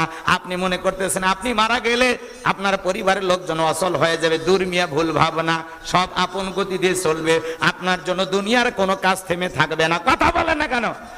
হাজারো মানুষ প্রতিদিন মারা যায়, কারো জন্য দুনিয়াতে কোনো কিছু থেমে থাকে না। আপনিও চলে যাবেন, আপনার পরিবার আগের চাইতে ভালো চলবে। বাজান গো আমার, এই জন্য দুনিয়াতে পরিবার, স্ত্রী, সন্তান এদেরকে প্রাধান্য দিতে গিয়া আমরা আল্লাহকে ভুলে গেছি। স্ত্রী সন্তান এদের ভবিষ্যৎ, এদের ভালো রাখতে গিয়ে মাঝে মাঝে আমরা নিজেরা অজান্তে পাপের কাজে জড়িত হয়ে যাচ্ছি, হারাম ইনকামের দিকে ধাবিত হয়ে যাচ্ছি, অবৈধ ইনকামের দিকে ধাবিত হয়ে যাচ্ছি, কথা বলেন না কেন? আপনার পরিবারের লোকজনকে আপনার আমার গুনাহের ভাগ নেবে, কথা কয় না। আপনার বউকে বললেন তো যে আমি জীবনে এই গুনাহ করেছি, এই অপরাধ করেছি তোমাদের কারণে, তুমি কি এই গুণের ভাগ নিবা? বলবে আমি কেন নিব, তুমি আমারে না খায়া রাখো, তাও গুনার ভাগ দিও না, কথা কন ঠিক কিনা? এ বাজান গো আমার লম্বা হবে, লম্বা করব না, সংক্ষিপ্ত কথা বলে দিয়া যায়। আল্লাহ তাআলা ওই জামানা একটা মহামারী দিয়েছিল, নাম হলো ডায়রিয়া, কলেরা। তখন তো এত ডাক্তার ছিল না, হাসপাতাল ছিল না, হাজার হাজার মানুষ মারা যায় আর গোরস্থানের ভিতরে লাশ দাফন হয়, আর একটা করে দিরহাম ফিরাউনের পকেটে ওঠে। টাকা পাইতে পাইতে ফিরাউনের কাছে এত টাকা হয়ে গেল, টাকা রাখার কোনো জায়গা নাই। বাদশার দরবারে চলে গেল, বাদশা গো আমার কাছে কিছু টাকা পয়সা হয়ে গেছে, এলাকায় যারা গরিব মানুষ আছে খাজনা দিতে পারে না, দুঃখী মানুষ খাইতে পারে না, আমি গোরস্থানে দারোয়ান তাদের খাজনা পরিশোধ করে দিতে চাই। বাদশা ডেকে বলে, বাবা এ তো ভালো উদ্যোগ, তোমার মতো ছেলে ঘরে ঘরে জন্ম নেওয়া দরকার, ঠিক আছে যাও টাকাগুলো নিয়ে আসো, আর আমি এদিকে সংবাদ পৌঁছায়া দিলাম। এবার জানবো আমার, এইবার হাজার হাজার মানুষ লাইনের মধ্যে দাঁড়ায় গেছে, আর গোরস্থানের দারোয়ান সেই টাকাগুলো দিয়ে খাজনা পরিশোধ করে দিতেছে। আপনারা বলেন তো টাকা কার? ফিরাউনের বাপের। টাকা কিন্তু জনগণের, কথা বলেন ঠিক কিনা? আমাদের গাইবান্ধার আঞ্চলিক ভাষা একটা কথা আছে, মাছের তেল দিয়া মাছ ভাজে। টাকা জনগণের, খালি সিস্টেমে দিয়া ফাও ফাও বাহাবা নিতেছে, কথা কন ঠিক কিনা? এ বাজানো আমার, সমস্ত জনগণের খাজনা পরিশোধ করে দিল, গরিব দুঃখী মানুষকে টাকা দেওয়া সহযোগিতা করলো। এই মানুষগুলো যায় আর বলে, হারে রাজ্যের বাদশা যদি এই ব্যক্তি না হয়া গোরস্থানের ছেলেটা হইতো, না জানি আমাদের কপাল খুলে যেত। নির্বাচনের আগে একটু জনসেবামূলক কাজ করার দরকার আছে না নাই? নির্বাচনের আগে মাথায় টুপি, মুখে দাড়ি, গায়ে লম্বা পাঞ্জাবি, এমন কায়দায় আসে হাজির হয় মনে আসমান থেকে জিবরাইলের খালাতো ভাই আসছে, কথা কোন ঠিক না? মার্কা থাকে যে কয়দিন নেতার আনা গোনা সে কয়দিন, কথা বলেন না কেন আপনারা?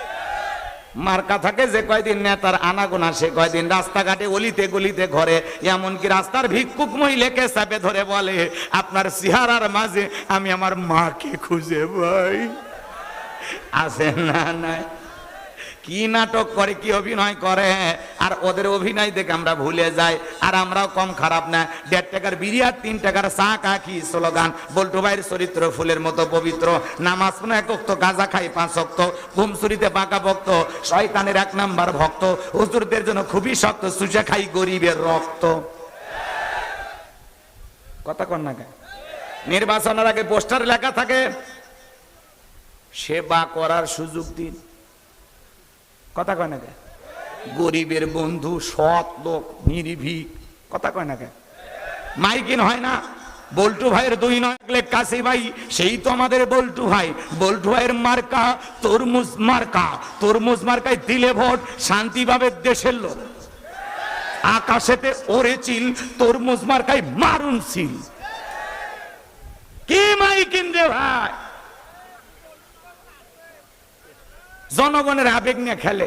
জনগণ যখন বিশ্বাস করে, জনগণ যখন বিশ্বাস করে নেতার মার্কায় সিল মেরে দেয়, নেতার এলাকায় থাকে না, ঢাকা শহরে বাসাবাড়ি নিয়ে ভাড়া থাকে, জনগণের আর খবর নেয় না। আবার 5 বছর আগে ঠিক যখন মার্কা বের হবে তখন আসে কি নাটক। আপনারা কি জানেন আমি 5 বছর কি ভালো ছিলাম না? আমি কেন এলাকায় আসিনি? 3 বছর ডায়াবেটিস এত বাড়া বেড়েছিল, একবার হাসপাতালে, একবার বেডরুমে, আর একবার বাথরুমে। কিভাবে আসবো? আপনাদের খবর নিতে পারি নাই। আমি গত বছরে সুস্থ হয়েছি, হওয়ার পরে আমি উমরায় গেছিলাম। আমি মায়ের জন্য দোয়া করিনি, বাবার জন্য দোয়া করিনি, কিন্তু আপনাদের জন্য দোয়া করতে ভুলিনি। এই নাটক করে, অভিনয় করে বলে আর একবার যদি সুযোগ দেন এইবার সব ওয়াদা পালন করব। আবার 5 বছর এইভাবে দেখতে দেখতে জীবন শেষ। কথা কন ঠিক কিনা? এখন স্লোগান যদি দেন নেতা, আপনি না বললেন আমাদের পাশে থাকবেন, তেলের দাম বেড়ে গেল, কয় চুপ করো, গ্যাসের দাম বেড়ে গেছে, কয় চুপ করো, চালের দাম বেড়ে গেছে, কয় চুপ করো। কথা কয় নাকি? আমরা বিভিন্ন দেশের তুলনায় অনেক ভালো আছি, বলতে বলতে বেহেশতে আছি। কে কি কয় মাথায় ঠিক নাই, মাঝে মাঝে মাথা তার মার সিরিয়া যায়। কথা কন ঠিক কিনা? এর নাম বেহেশত। বেহেশত দেখছো তুমি? কথা কয় না কে? এদিক খেয়াল করেন, এই জমিনটাকে যদি জান্নাতের টুকরায় পরিণত করতে চান তাহলে আল্লাহর পাঠানো সংবিধান দিয়া সমাজ রাষ্ট্র পরিচালনা করতে হবে। আল্লাহর বিধানেই শান্তি, আল্লাহর বিধানেই মুক্তি। কথা বলেন ঠিক কিনা? আল্লাহর কোরআনের আইন দিয়ে একটা চোরের হাত কেটে যদি বিচার করা হতো, সব চোরেরা তওবা করে আল্লাহর ওলি হয়ে যেত। কে শোনে কার কথা? আজও গেল না মনের ব্যথা।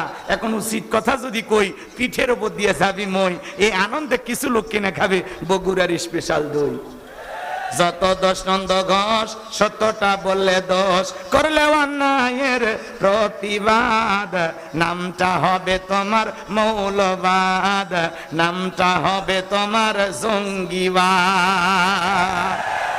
এখন হক কথা বলা যায় না বাজান গো আমার, কি বলবো, দুঃখের কথা। চলেন সামনের দিকে, যে আমি গুনাহগার যে কথা বলতে চাচ্ছিলাম, হৃদয়ের কান পেতে কথাগুলো শুনে যান। ওই নির্বাচনের মার্কা থাকার সময় নেতা যে কায়দায় 5-6 দিন 10 দিন এসে এলাকায় চুষে বেড়ায়, ভোট চায়, ওইভাবে যদি বাকি 5 বছর জনগণের সাথে ওঠা বসা করতো, ওইভাবে যদি আসা যাওয়া করতো, নেতার ভোট চাওয়া লাগতো না। 5 বছর পরে নেতার মার্কায় সিল বেড়ে নেতাকে পাস করে দিত।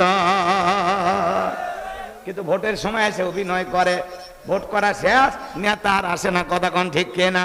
আর ওদের দোষ দিয়া লাভ নাই, দোষ হলো 1 নাম্বার জনগণের। কেন হুজুর এই কথা বললেন?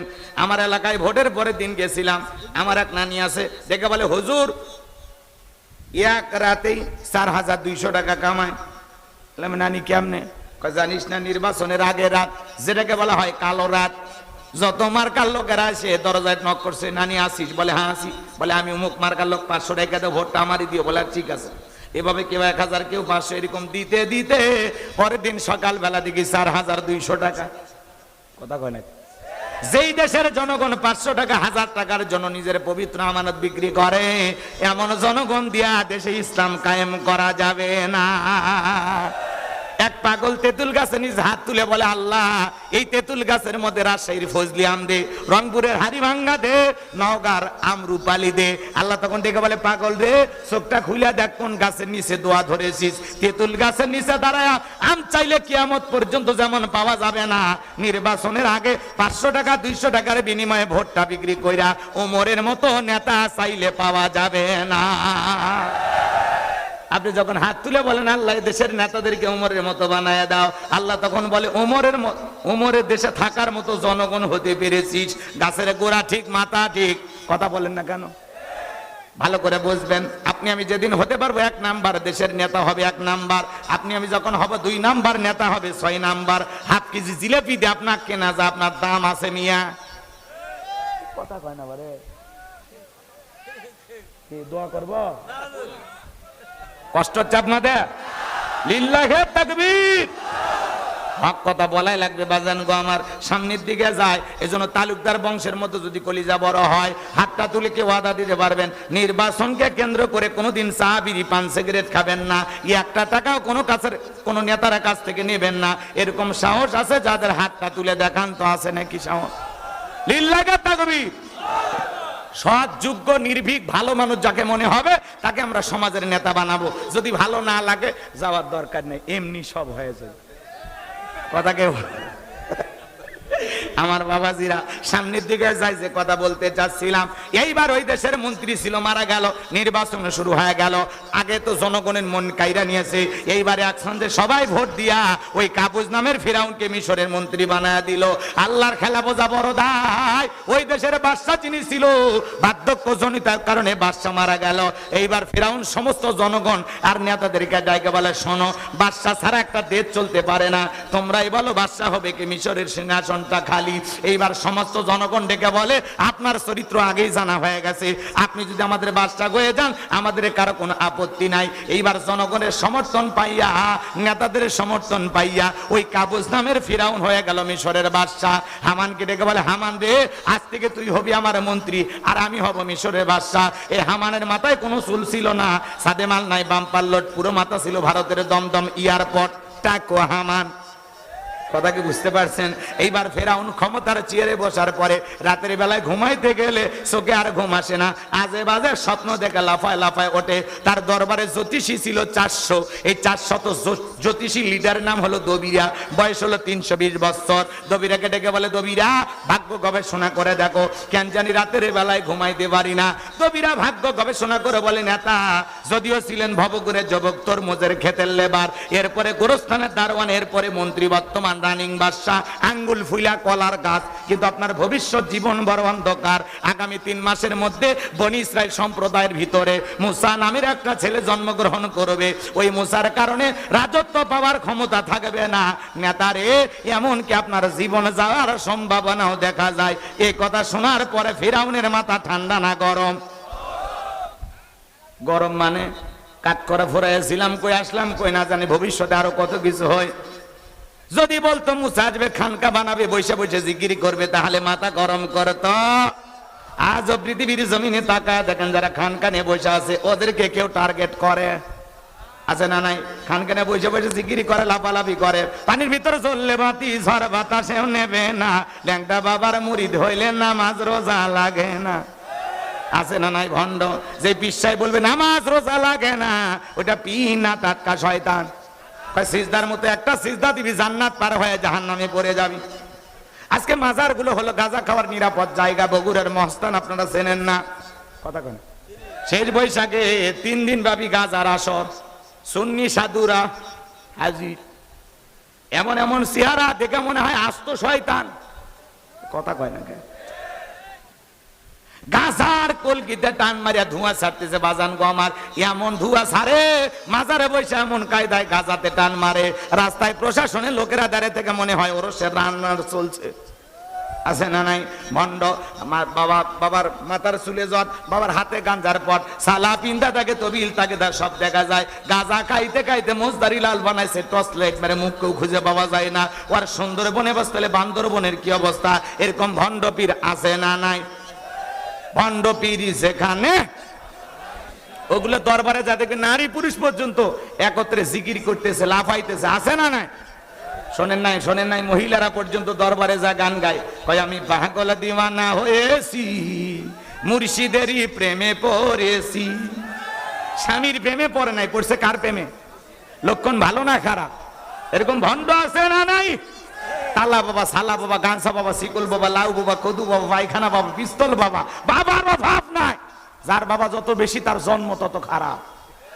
কথা কন ঠিক না? মাজান গো লম্বা হবে, লম্বা করবো না, এরকম ভণ্ড সমাজে আছে না নাই? এই যে জিকির করা পার্টি আছে না নাই? আমাদের দেশে আর একজন বক্তা আছে, নাম হলো মুফতি গিয়াসউদ্দিন তাহিরি, শুনছেন না? এ বাজান গো আমার, বাংলাদেশের একজন প্রখ্যাত ইসলামিক স্কলার, দ্বীনের দাঈ শাইখ আহমদুল্লাহ দামাত বারাকাতুহু আলিয়াম, আল্লাহর গোলাম, চমৎকার কথা বলেন, উম্মতের দরদি একজন আলেম। তাহিরি সাহেব তাকে আলটিমেটাম দিয়েছেন 48 ঘন্টা। কথা বলেন এখন আলটিমেটামের টাইম শেষ হয়ে গেছে। আমি যতটুকু শুনলাম আজকে নাকি তার বিরুদ্ধে মামলাও করা হয়েছে। একজন আলেম হয় আর একজন আলেমের বিরুদ্ধে যদি মামলা দেয়, সমাজের অবস্থা ভালো না খারাপ? চিন্তা করেন বাজান গো আমার, শাইখ আহমদুল্লাহর মতো হুজুর, যার কথা যুবকেরা গ্রহণ করে, হাজার হাজার মানুষ যার কথা শুনে উপকৃত হয়, যার মাধ্যমে দেশের হাজার দুঃখী মানুষের ভাগ্যের পরিবর্তন হয়ে যাচ্ছে, যার মাধ্যমে দেশের উপকার হচ্ছে। আজ সুন্নাহ ফাউন্ডেশনের সম্মানিত চেয়ারম্যান শাইখ আহমদুল্লাহ হুজুর, আজকে তার বিরুদ্ধে যদি মামলা করা হয়, এ বাজান গো আমার, এই সমাজে ভালো মানুষের দাম নাই। কথা বলেন ঠিক কিনা? হুজুরে হুজুরে গুদাগুদি, কাদা ছড়াছড়ি, টুপিয়ালা আর এক টুপিয়ালাকে দেখতে পারে না, এর চাইতে বড় দুঃখ আর নাই। এজন্য কি করব বাজান গো আমার, কি বলবো দুঃখের কথা, এগুলো কথা বলতেও নিজেদেরও খারাপ লাগে। আজকে তাহিরি সাহেব শাইখ আহমদুল্লাহ হুজুরের বিরুদ্ধে মামলা করে, এই দুঃখ মেনে নেওয়া যায় না। কথা বলেন ঠিক কিনা? তার উচিত যা করেছেন, ভুল করেছেন, জাতির সামনে ক্ষমা চেয়ে নেন। কথা বলেন ঠিক কিনা? শাইখ আহমদুল্লাহর মতো হয়ে দেখান, তার মাধ্যমে যেভাবে এই সমাজে দ্বীনের কাজ হচ্ছে, তিনি যেভাবে দেশের মুসলমান ভাইদের কল্যাণে এদেশের হাজারো দরিদ্র পরিবারকে স্বাবলম্বী করার জন্য বিনামূল্যে রিক্সা বিতরণ করতেছেন। কথা বলেন ঠিক কিনা? যেখানে বন্যা কবলিত অসহায় মানুষ, তাদের পাশে দাঁড়াচ্ছেন। আল্লাহু আকবার বলেন। এভাবে সমাজের অনেক ভালো কাজ করতেছেন।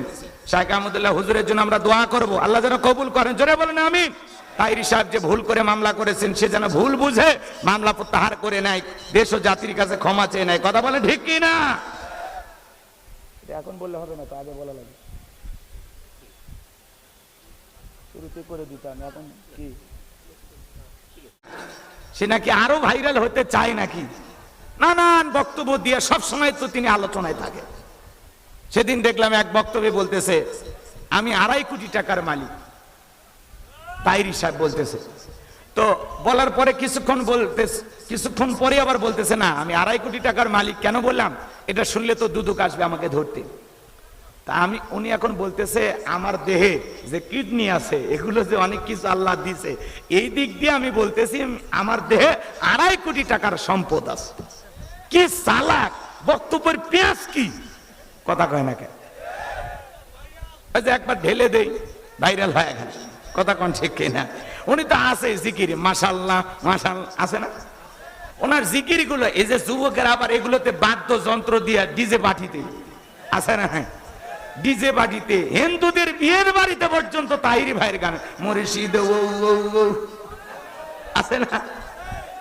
এই জন্য ভাই, আপনার জীবনের ত্রুটিগুলো তালাশ করে, আপনাকে নিয়ে মানুষ ট্রল করতেছে, আপনার এই ফেসটা কাইটা ওই যে এক পপুলার সিঙ্গার গান গাইছে, সেখানে নিয়ে যা আপনাকে নাচাচ্ছে।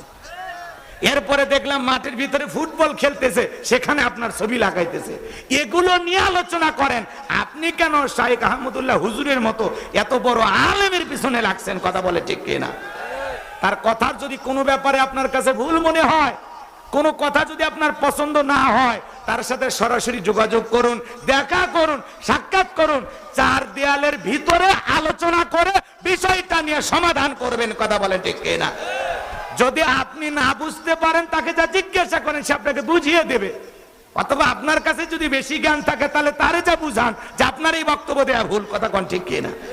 ঠিক এগুলো নিয়ে মামলা কেন করবেন? আলোচনা। আপনি কেন তাকে 48 ঘন্টার আলটিমেটাম বেঁধে দেবেন? আর বললেন 48 ঘন্টা পরে যদি আমার এই কথা সে যদি ক্ষমা না চায়, তার বক্তব্য যদি ফিরিয়ে না নেয়, তাহলে আমি মামলা করব। আজকে শুনলাম মামলাও হয়ে গেছে। দুঃখজনক ঘটনা, কথা বলেন ঠিক কিনা? আমরা চাই না এদেশের আর কোনো আলেমের বিরুদ্ধে ষড়যন্ত্র করা হোক, কথা বলেন ঠিক কিনা? আলেমদের বিরুদ্ধে কোনো ষড়যন্ত্র মেনে নেওয়া হবে না, কথা বলেন ঠিক কিনা? হক্কানি ওলামা যারা লিপ্ত আছে এদেরকে কেউ টার্গেট করে না। যারা কোরআনের হক কথা বলে, জিহাদের কথা বলে, আল্লাহর জমিনে আল্লাহর দ্বীনকে প্রতিষ্ঠিত করতে চায়, কোরআনের সমাজ কায়েম করতে চায়, তাদেরকে টার্গেট করে করে ভিতরে ঢুকানো হয়, কথা বলেন ঠিক কিনা? এইবার দবিরা যখন বলেছে আগামী 3 মাসের মধ্যে মুসা নামের একটা ছেলে জন্মগ্রহণ করবে, ওর কারণে রাজত্ব পাওয়ার ক্ষমতা থাকবে না, এই কথা শোনার পরে ফিরআউনের মাথা গরম, টেনশনে পড়ে গেছে। হামানকে ডেকে বলে, হামান এই দিকে আয়। দবিরা কি বলতেছে? আগামী 3 মাসের মধ্যে মুসা নামের একটা ছেলে জন্মগ্রহণ করবে, ওর কারণে রাজত্ব পাওয়ার ক্ষমতা থাকবে না, এটা তো মেনে নেওয়া যায় না। এইবার হামান ডেকে বলে, নেতা টেনশন নিবার কোনো কারণ নাই, মাইট ইজ রাইট, জোর যার মূল্য তার, বাবার রাজত্ব ক্ষমতা আমাদের হাতে, আমরা যা বলবো মিশরের জনগণ তাই মানতে বাধ্য। বলে কি করতে চাও? এইবার বাজান গো আমার, হামান ডেকে বলে, নেতা যত ছেলে সন্তান জন্মগ্রহণ করবে সবাইকে জবাই করে করে দুনিয়ার বুক থেকে বিদায় করে দেব, তাহলে মুসা নামের ছেলের জন্মগ্রহণ হবে না। এই কথা শোনার পরে ফিরআউন ডেকে বলে, হামান রে আসলেই তোর মাথায় বুদ্ধি আছে, তবে শোন, ছেলেগুলোকে জবাই করবি, মেয়েগুলোকে জবাই করবি না, কারণ ছেলেদের মধ্যে আমার শত্রু আছে, মেয়েদের মধ্যে কোনো শত্রু নাই। তার মানে চোর হলে মানুষ ভালো, মোবাইল নিয়ে গেল আর সিম কার্ড খুলে দিয়ে গেল, কথা বলেন ঠিক না? এইবার সন্তান জবাই করা শুরু হয়ে গেল। মুসা আলাইহিস সালাম এদিক খেয়াল করেন, জন্মগ্রহণ করবে শিশু সন্তান হিসাবে, এই কথা ভেবে তারা ছোট ছোট ছেলে সন্তান হইলেই জবাই করে, হইলেই জবাই করে। মুসা মাত্র কয়জন? আরো জোরে বলেন, মুসা মাত্র একজন। আরে জালেমেরা হাজার হাজার সন্তানকে জবাই করে দুনিয়ার জমিন থেকে বিদায় করে দিল। 3 মাস অতিবাহিত হয়ে যাওয়ার পরে দবিরাকে ডেকে বলা, দবিরা এইবার গবেষণা করে দেখো আমার পথের কাটা মুসা মরলো না বাঁচলো। দবিরা ভাগ্য গবেষণা করে বলে, নেতা যদি বনি ইসরাইল মায়ের বুক খালি কইরা হাজার হাজার সন্তান জবাই করে দুনিয়ার জমিন থেকে বিদায় করে দিয়েছেন, কিন্তু আপনার পথের কাটা মুসা এখনো মরে নাই, মায়ের কোলে জীবিত আছে, সুস্থ আছে, কিন্তু কোন বাড়িতে আছে, কোথায় আছে, এইটা বলার ক্ষমতা আমাদের নাই। বলেন আল্লাহু আকবার। ওয়া মাকারু ওয়া মাকারাল্লাহ ওয়াল্লাহু খায়রুল মাকিরিন। খেলাকার আল্লাহ চাই মুসারে বাঁচাইতে, আর ফিরাউন চাই মারতে, ওর 14 গোষ্ঠী এক জায়গায় হয়ে মারতে পারবে না। বাজান গো আমার, লম্বা হবে, লম্বা করবো না, সংক্ষিপ্ত কথা বলে দিয়ে যায়। এইবার ফিরাউন ডেকে বলে, এ সেনাবাহিনীর দল চতুর্দিকে ছড়িয়ে পারো, যে জায়গায় মুসারে পাইবা ধরবার জবাই করবা যাও, এলাকায় তল্লাশি চালাও, চিরন অভিযান চালাও। একদল সেনাবাহিনী মুসা নবীর বাড়ির দিকে রওনা করেছে। মুসা নবীর বড় বোন নাম তার মারিয়াম, ডেকে বলে, মা ওই যে ফিরাউনের সেনাবাহিনী দেখা যায় মা, আর বুঝি ভাইকে বাঁচানো গেল না, ভাইকে তুমি কই লুকিয়ে রাখবা? বাজান গো আমার, হৃদয়ের কান পেতে কথাগুলো শুনবেন। এইবার মুসা নবীর মা সন্তানকে কোলে নিয়ে এদিক সেদিক দৌড়ায়, কে যেন ইলহামের মাধ্যমে আওয়াজ দেয়, বলে, মুসার মা তোমার সন্তানটাকে চুলার ভিতরে ফেলে দাও, কথা দিলাম গো তোমার সন্তানকে আবার তোমার কোলে ফেরায় দেব। বলেন মারহাবা। এইবার ফিরআউনের সেনাবাহিনী পুরো বাড়ি তল্লাশি চালালেন, সার্চ করলেন, তন্ন তন্ন করে খুঁজলেন, কোথাও কিছু পেলেন না। এইবার ফিরআউনের সেনাবাহিনী যখন চলে গেল, মুসা নবীর মা চুলার ভিতরে তাকায় দেখে মুসা নবী চুলার ভিতরে পড়ে মুস্কি মুস্কি হাসে, বলুন সুবহানাল্লাহ। এইবার সন্তানকে কোলের মধ্যে নিলেন, কে যেন ডেকে বলে, ইলহামের মাধ্যমে, ও মুসার মা আর কতদিন জালেমদের ভয়ে সন্তানটাকে লুকিয়ে রাখবা, সিন্ধুক একটা বানায়া দরিয়ার বুকে ভাসায় দাও, কথা দিলাম গো তোমার সন্তানকে তোমার কোলে ফেরা দেব। বলেন মারহাবা। মুসা নবীর মা টেনশনে পড়ে গেল, সিন্ধুক পাবে কোথায়? পরের দিন সকালবেলা কে যেন ডেকে বলে, মিস্ত্রি লাগবে মা, আমি একজন মিস্ত্রি। মুসা নবীর মা ডেকে বলে, মিস্ত্রি দিকে আসো, তুমি কি বানাইতে পারো? মিস্ত্রি বলে, মা আপনি যদি মনে করেন এমন একটা সিন্ধুক আপনার দরকার, যে সিন্ধুকের ভিতর আপনার সন্তানকে তুলে দরিয়ার বুকে ভাসায় দিবেন, আপনি চাইলে এরকম একটা সিন্ধুক আমি বানায় দিতে পারি। মুসা নবীর মা বলে, মিস্ত্রি তুমি তোমার মনের কথা বলেছো, এরকম একটা সিন্ধুক তো আমার দরকার। মিস্ত্রি বলে, মামার যন্ত্রপাতি আছে, ধার দেবার জন্য পানি লাগতে পারে, এবার না হলে চলবে, আপনি একটু পানি নিয়ে আসেন। মুসা নবীর মা ভিতর থেকে পানি নিয়ে এসে দেখে মিস্ত্রি মিস্ত্রি সুন্দর একটা সিন্দুক বানায়া দাঁড়িয়ে আছে। এবার সিন্দুকটা হাতের মধ্যে দিয়া মিস্ত্রি শুধু দৌড়ায়। মুসা নবীর মা ডেকে বলে, মিস্ত্রি লোহার পয়সা কি নিবা না, কাঠের পয়সা কি নিবা না, তোমার পারিশ্রমিকের দামটা কি নিবা না? মিস্ত্রি ডেকে বলে, মা যারা বিপদে পড়ে আমি তাদের উপকার করি, বিনিময়ে টাকা পয়সা গ্রহণ করি না। বলেন মারহাবা। মুসা নবীর মা ডাইকা বলে, মিস্ত্রি এই বিপদের দিনে এত বড় উপকার করলা, লোহার পয়সাও নিবা না, কাঠের পয়সাও নিবা না, পারিশ্রমিকের দামটাও নিবা না, অন্তত তোমার নামটা বলে যাও, মাঝে মাঝে তোমার কথা মনে হলে আল্লাহর কাছে তোমার জন্য দোয়া করব। মিস্ত্রি ডেকে বলে, মা আমি দুনিয়ার সাধারণ কোন মিস্ত্রি না, আমি আল্লাহর ফেরেশতা, আমার নাম হলো জিবরাইল। এবার মুসা নবীকে সিন্দুকের ভিতরে তুলে দরিয়ার বুকে ভাসায় দেওয়া হলো। ভাই বলবো যেহেতু শুরু করেছি, ফিরাউনক সুবে মারিয়ে ফাইনাল খেলা খেলে দম যাওয়ার দরকার আছে না নাই? ফিরাউনক সাইজ করে কারা কারা যাইতে রাজি? দুই হাত তুলে আল্লাহকে দেখা, লিল্লাহি তাকবীর। আপনামান ইসলামের জন্য জানমাল কুরবানি করতে রাজি আছেন তো ইনশাআল্লাহ? যদি কখনো ডাক আসে আল্লাহর দ্বীনের বিজয় আনার জন্য, যদি কখনো ডাক আসে মাথায় কাপনের কাপড় বেঁধে আল্লাহর জমিনে আল্লাহর দ্বীনকে প্রতিষ্ঠিত করার জন্য, কারা কারা জীবন দিতে প্রস্তুত? দুই হাত তুলে মালিককে দেখান, লিল্লাহি তাকবীর, লিল্লাহি তাকবীর। আর সোজা করেন, টান টান করে তোলেন। আমি কি হাত নামাইতে বলেছি? হাত তোলেন, হাত তোলেন। আমার আল্লাহ রাব্বুল আলামিন বলেন, ইন্নাল্লাহা আশতারা মিনাল মুমিনিনা আনফুসাহুম ওয়া আমওয়ালাহুম বিআন্না লাহুমুল জান্নাহ। সূরা তাওবার 111 নম্বর আয়াতে আল্লাহ পাক জানিয়ে দিলেন, নিশ্চয়ই মুমিন বান্দাদের জান মাল আমি আল্লাহ ক্রয় করে নিয়েছি, বিনিময়ে দেব জান্নাত। বলুন সুবহানাল্লাহ। তাহলে বলেন তো বাজান, আপনার আমার জীবনের মালিক কে? আপনার আমার সম্পদের মালিক কে? আল্লাহ দেয়া জীবন, আল্লাহ দেয়া সম্পদ আল্লাহর পথে খরচ করতে রাজি আছেন তো মুসলমান? রাজি আছেন তো ইনশাআল্লাহ? রাজি আছেন তো ইনশাআল্লাহ? বাম হাত নামান, শুধু ডান হাত তুলে রাখেন, শুধু ডান হাত। আল্লাহ রাব্বুল আলামিন বলেন, ইল্লা সাহাবাল ইয়ামিন ফি জান্নাতি ইয়াতাসালুন। ডানপন্থী যারা জান্নাতের বাগানে থাকবে তারা, ডানপন্থী যারা আল্লাহর প্রিয় তারা। বলুন আল্লাহু আকবার। আমি মুসাফির পায়ে হাত দিয়ে অনুরোধ করব, আমি ফেরাউনের ফাইনাল খেলা খেলে ওয়াকসুবে মারিয়া সাইজ করে যাব ইনশাআল্লাহ। দয়া করে কেউ ওটা বাসা করবেন না, পরিবেশ নষ্ট করবেন না। ডান হাতটা পকেটের ভিতর ঢুকে দেয়। কিছুক্ষণ আগে বলেন, হুজুর জীবন দিতে রাজি, রক্ত দিতে রাজি। আপাতত জীবন রক্ত দুইটার কোনোটা দেয়া লাগবে না। ডান হাতটা